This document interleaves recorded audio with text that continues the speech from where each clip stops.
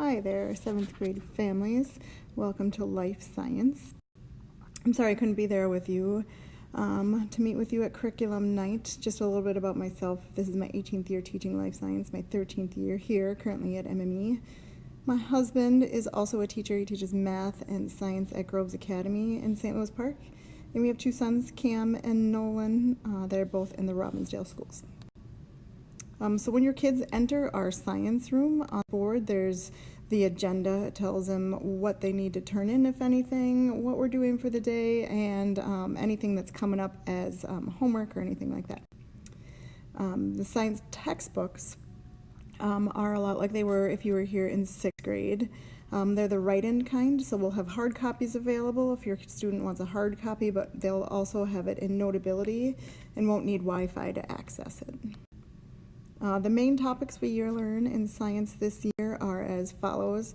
We start off by reviewing the scientific method, go over what is a living thing, how cells make up living things, how cells transfer traits through genetics, how those traits change over time, and how we classify new organisms and how we organize them to make sure we can find them easily.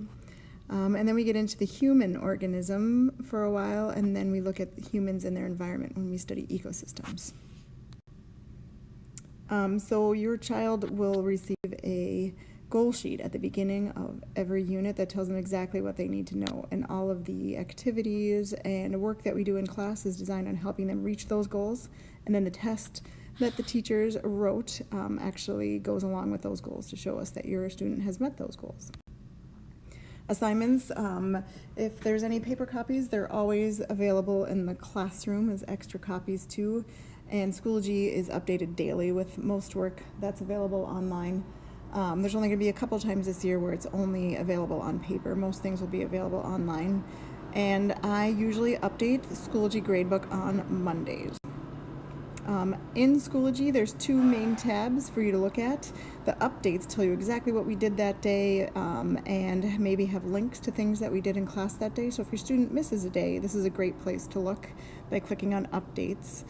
Their iPad automatically goes to the materials tab when they open up Schoology. And this is another great place to look for a specific assignment that they might be missing or something that they missed if they can't find it. Otherwise, it's all organized by unit, so hopefully it's easy to find. Email is the best way to get a hold of me. You should have gotten at least 2 from me regarding the insect collection and keeping up with that stuff. If you haven't gotten an email from me, make sure to check or change your email in Skyward. The insect collection is due Friday the 28th. All information is available on Schoology. Your student had looked at several examples in class, and we went over the requirements a couple different times in the 3 weeks that they've had to do this assignment. This is the only assignment that is done all outside of school.